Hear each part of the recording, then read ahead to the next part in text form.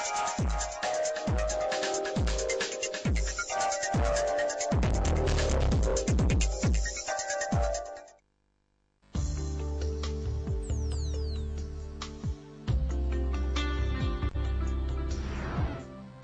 vulgarisation de la campagne d'identification des abonnés aux différentes sociétés de téléphonie mobile a été au centre de la tournée qui a conduit récemment le directeur général de l'Agence de régulation des postes et des télécommunications électroniques, ARPCE en sigle, et le ministre des Postes, des Télécommunications et des Nouvelles Technologies de la Communication, successivement dans la cuvette et la cuvette Ouest.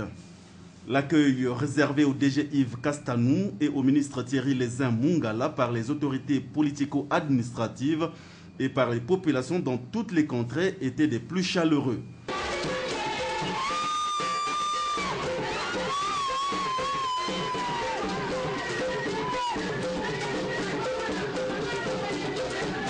Dans les salles ou en plein air, partout où ils sont passés, à Ouando, Makwa, Oyo, Evo ou encore à Bunji, les chefs de quartier, de bloc ou de zone invités ont eu droit à un même discours, celui mettant en exergue l'importance aujourd'hui de se faire identifier avant la date victoire fixée au 25 juin à minuit. Yves Castanou. Le téléphone portable est répandu dans toutes les couches de la population. Et je prends souvent l'exemple de la voiture. À l'époque, lorsque les hommes ont créé l'automobile, quand on a créé l'automobile, le but des créateurs des automobiles, c'était de faire en sorte que les gens puissent se déplacer facilement. Donc faciliter le transport, cogner les gens et causer la mort. Alors qu'à l'origine, ce n'est pas pour ça que la voiture a été créée. De même pour, par exemple, le couteau qui a été créé pour faciliter la coupure des aliments, donc faciliter notre travail quotidien lorsque nous devons le manger. Aujourd'hui, le couteau est aussi utilisé pour pouvoir tuer. Quel est mon propos? Mon propos, c'est de la même manière que ces instruments, ces choses ont été créées, ces inventions ont été créées pour faciliter la vie des abonnés, des utilisateurs, de la même manière aussi que le téléphone portable qui a été créé pour faciliter la vie des utilisateurs est devenu donc aujourd'hui un sujet, un outil qui est utilisé par certaines personnes pour commettre le mal, pour poser des actes terroristes, pour commettre des actes d'injure, de chantage, de menaces, etc. Et c'est pour cela que le gouvernement de la République a mis en place cette campagne à travers l'Agence de régulation des postes et des communications électroniques, qui est aujourd'hui cette structure de l'État qui gère le secteur spécifique des télécommunications, notamment la gestion des opérateurs de télécommunications fixes, mobiles et Internet. Donc, dans le cadre de cette campagne que nous avons lancée, j'ai dit le téléphone étant tellement devenu un outil pour faire le mal, l'Union internationale des télécommunications, qui est un organe qui regroupe tous les pays membres, tous les pays du monde entier, l'Union internationale des communications a encouragé depuis quelques années, a encouragé vivement les États, les pays, aussi bien les pays d'Amérique, d'Europe, mais aussi les pays d'Asie, d'Afrique, du Moyen-Orient, à mettre en place des stratégies pour protéger les abonnés de la téléphonie mobile. Donc voilà pourquoi ce matin nous sommes venus ici, parce que nous avons dû lancer cette campagne d'identification, justement parce qu'il fallait que le Congo rentre dans les pays normalisés, il fallait que le Congo rentre dans les pays qui respectent et qui appliquent les bonnes pratiques internationales en termes de protection des consommateurs à la téléphonie mobile. Donc concrètement parlant, je ne voudrais pas être très long, je voudrais juste vous donner répondre aux questions usuelles. Qui, que, quoi, quand, où, pourquoi, comment.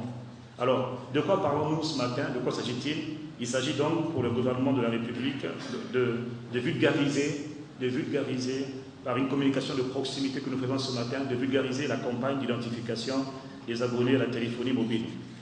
Qui est concerné par cette campagne d'identification de la téléphonie mobile? Tous les abonnés, les anciens comme les nouveaux abonnés, toute personne qui réside au Congo ou à l'étranger, qui possède un numéro ou plusieurs numéros de téléphone auprès d'un opérateur de téléphonie de la place. Qui est concerné? Toutes les personnes de toute nationalité, de tout âge, de toute catégorie socio-professionnelle, congolaises ou étrangères, visiteurs ou résidents présents sur l'ensemble du territoire national. Pourquoi est-ce que cette campagne a lieu au Congo aujourd'hui? Parce que le Congo a accepté, après la décision de se conformer aux bonnes règles internationales en termes de protection des consommateurs. Pourquoi cette campagne a lieu? Parce que la sécurité des abonnés La sécurité des consommateurs, c'est l'affaire de nous tous, parce que nous aspirons tous à communiquer en toute liberté, en toute sécurité, quand nous voulons, où nous voulons, et surtout avec qui nous voulons. Il faut bien comprendre que la loi est claire. Tout abonné a le droit de savoir qui l'appelle. Tout abonné de la téléphonie mobile a le droit de connaître qui est la personne qui l'appelle. Et a le droit de savoir s'il peut décrocher ou pas. Et c'est pour cela qu'il est important que nous sachions qui m'appelle. Et si la personne qui m'appelle pour m'injurier ou pour me menacer, faire du chantage, il y a des recours, il y a des moyens pour savoir comment faire pour me défendre contre ce genre de pratique, ce genre d'actes inciviques. Donc cette opération d'identification des abonnés est nécessaire, elle est obligatoire pour l'intérêt de tout le monde. Il s'agit d'un devoir national, il s'agit d'une obligation. Quand vous allez dans tous les pays qu'on appelle pays développés, vous allez en France, vous allez aux États-Unis, vous allez en Chine, vous allez en Inde, tous les pays qui s'organisent, tous les pays qui se structurent, donc tous les pays du monde entier, surtout les pays que vous appelez développés, on ne peut pas avoir une carte SIM sans d'abord donner une pièce d'identité, un passeport en cours de validité ou une quelconque pièce d'identité. Ce n'est pas possible. Et pendant longtemps au Congo, ça a été le cas. Maintenant, le Congo dit nous rentrons dans le pays, dans les rangs des pays qui se mettent en ordre. Ce n'est pas une exception congolaise. Beaucoup de pays le font aujourd'hui. Le Gabon, le Cameroun, le Burkina, le Maroc, la Tunisie, tous les pays d'Afrique aujourd'hui sont en train d'emboîter le pas. Tous les pays qui ne l'ont pas encore fait ont pour projet de mettre en place ce genre de campagne d'identification. Donc ce n'est vraiment pas une mesure qui est exceptionnelle, c'est juste que nous le faisons aujourd'hui parce que nous avons décidé de nous conformer à ces bonnes règles, ces bonnes pratiques internationales. Que va-t-il se passer si un abonné ne s'est pas fait identifier au bout de la période d'expiration? Au bout de la période d'expiration que nous avons fixée au 25 juin 2011, tous les abonnés qui ne seront pas identifiés, tous les abonnés qui ont des cartes SIM, mais pour lesquels on ne connaîtra pas l'identité, nom, prénom, adresse. En juin 2011, les abonnés qui ne seront pas fait identifier ne seront pas en mesure de téléphoner, parce que les téléphones seront suspendus. Ils ne perdront pas leur numéro de téléphone, mais ils seront dans l'incapacité de téléphoner jusqu'à ce qu'ils régularisent en venant vers l'opérateur et en donnant leur pièce d'identité. Je tiens aussi à vous dire qu'il a été convenu d'un commun accord avec tous les opérateurs de la téléphonie mobile, RTL, MTN, Warid et Azur.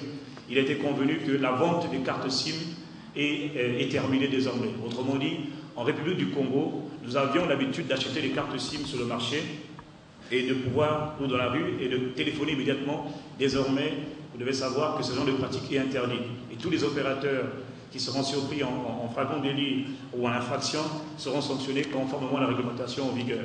Autrement dit, comme dans les autres pays, comme en France, comme aux États-Unis, comme au Maroc, comme en Inde, comme en Chine, dans notre pays, quand vous allez avoir une carte SIM sur le marché ou dans la rue, elle ne sera pas activée. Avant de l'activer, vous prenez une carte SIM, avant de l'activer, il faudra donner une pièce d'identité à l'opérateur. C'est là que la SIM pourrait être activée. Ça peut prendre une demi-heure, ça peut prendre 1 heure, ça peut prendre 2 heures. Dans tous les cas, les opérateurs sont interdits de vendre les cartes SIM qui ne sont pas réactivées. Là encore, ce sont des mesures pour nous conformer aux bonnes pratiques internationales en termes de protection des consommateurs. Et une question qui revient souvent, qui est souvent posée, c'est que va-t-on faire de ces différentes informations que l'on récolte? Sachez une chose, dans tous les pays, les informations collectées sur les abonnés, ce sont des informations qui sont stockées pas par l'État, pas par les ministères de télécommunications, pas par l'agence de régulation des postes et des communications électroniques, par les opérateurs eux-mêmes. C'est comme quand vous avez un compte SNE, ou quand vous avez des comptes dans les banques, ce sont les banques qui gèrent les informations. Là encore, ce n'est pas du tout l'État qui gère, ce sont les opérateurs eux-mêmes qui gèrent les informations. Et je tiens à donner un détail important, cette opération elle est gratuite, donc on n'a rien à débourser, on n'a rien à payer, on n'a pas le droit de vous demander de payer quoi que ce soit à aucun abonné. Et de plus, non seulement cette campagne est gratuite, mais cette campagne, naturellement, je l'ai dit, elle est obligatoire. Et les données sont stockées par les opérateurs. Et les informations à transmettre aux opérateurs, ce sont les informations de base, mon nom, mon prénom et mon adresse, c'est tout. En droite ligne avec le DG de l'ARPCE, le ministre Thierry Lézin-Mungala a lui aussi tenu le même discours en prenant ses propres exemples. Il s'agit là de nous conformer d'abord à la loi congolaise qui, depuis 2009, oblige à cette identification des abonnés, mais il s'agit aussi tout simplement de nous conformer à des règles d'évidence, à des règles qui sont des règles de bon sens. Je parle là à notre sagesse. Je vois des chefs de quartier qui sont dans la salle. Messieurs les chefs de quartier, quand un nouvel habitant s'installe dans votre quartier, occupe une parcelle, et si vous savez qu'il est là, vous ne le voyez pas, mais vous savez qu'il occupe la maison avec sa famille, mais il ne se présente pas à vous. Vous ne savez pas comment il s'appelle. Vous ne savez pas comment s'appellent son épouse et ses enfants. Est-ce que c'est pour vous sécurisant? Est-ce que c'est sécurisant? Vous avez besoin de savoir qui est venu s'installer dans votre quartier. De même, dans un village, dans nos villages, qui nous ont transmis ces traditions d'hospitalité. Quand nous arrivons dans le village, on occupe la case qui est à l'entrée du village et on ne va pas saluer le chef de village. Est-ce que ce chef de village va considérer que celui-là met le village en sécurité? En arrivant, on ne sait pas qui c'est, il s'installe dans la case qui était vide, il fait ses affaires, mais on ne le voit pas, on ne sait pas qui il est, on ne sait pas comment il s'appelle. Est-ce que c'est la sécurité, ça? Eh bien, voilà pourquoi, dans le cadre de cette opération d'identification, le président de la République et son gouvernement ont décidé de demander aux opérateurs d'identifier leurs abonnés. C'est comme si vous aviez un locataire dans une maison, même s'il vous paye le loyer. Tous les mois, vous avez votre loyer, mais vous ne connaissez pas son nom, vous ne connaissez pas son prénom. Est-ce que vous pensez que vous allez être content tous les mois de toucher un tel loyer, au risque que ce locataire disparaisse un matin sans vous payer? Est-ce que c'est normal? C'est la même chose pour la téléphonie mobile. L'opérateur doit savoir avec qui il est en contrat, avec qui il est en situation de consommation et en situation de fourniture de services. Les chefs de quartier, de blocs et de zones à qui on a fait passer le message ont promis à chacun sa manière de faire passer le message aux populations relevant de leur circonscription administrative. Je suis très content de voir cette opération. Tel qu'il a dit, lors de toutes les personnes en présence de tout le monde, vraiment ça édifie les gens et il a raison vraiment de le faire pour la sécurité sociale de tout un chacun au Congo, comme il a dit aussi dans toutes les nations. C'est ce qu'il en fallait, parce qu'entre-temps, il y avait vraiment des petites choses, des attaques à travers les téléphones. On ne pouvait pas identifier quelqu'un. Maintenant, comme il a su le dire, et on peut très bien savoir celui qui vous a provoqué, celui qui vous a offensé. Très ravi, vous voyez que l'anguille se développe. Au fur et à mesure avec la communication, nous devons être communiqués et être saisis partout. Mais avec la population, nous aurons aussi expliqué l'importance pour laquelle le ministre est descendu pour sa mission. C'est laquelle c'est d'identifier que chacun doit avoir son nom, son prénom et son adresse afin pour éviter que des injures ne soient passées dans le coup de téléphone. La tournée du DG Yves Castanou et du ministre Thierry Lézin-Mungala a été effectuée dans 7 hélicoptères militaires pendant que les journalistes et la suite de la délégation ont relié les différentes localités en voiture. L'occasion pour eux d'apprécier les efforts consentis par le gouvernement de la République dans le désenclavement de l'arrière-pays. À la dernière étape, entre Evo et Bunji, les journalistes de DRTV et de Télé Congo autorisés à monter dans l'hélicoptère ont pu apprécier par voie aérienne le paysage magnifique offert par la nature. À Bunji, le ministre des Postes, des Télécommunications et des Nouvelles Technologies de la Communication a dégagé l'intérêt de la mission à la presse. C'est une tournée donc instructive à cet égard et ça nous permettra tout simplement de mieux répondre une fois rentré à Brazzaville, un certain nombre de besoins que nous avons rencontrés tout le long de cette tournée. Deuxièmement, il est évident que la campagne d'identification des abonnés est une campagne très importante. Nous avons déjà parfois quelques difficultés à la réaliser, à l'exécuter dans les zones urbaines, pour les raisons qui ont été évoquées tout le long de cette tournée. Et il nous paraissait encore plus compliqué de la mener à l'intérieur du pays. Et voilà. L'agence de régulation nous a accompagnés lors de cette tournée dans les 2 cuvettes pour expliquer aux populations, dans le langage le plus simple et le plus clair possible, les enjeux de cette identification. Monsieur le ministre, vous avez parlé des difficultés que vous avez rencontrées ou le message que vous avez écouté sur le terrain. Est-ce que vous pouvez nous partager ces préoccupations, monsieur le ministre? La première des préoccupations, elle est liée à la densité du réseau.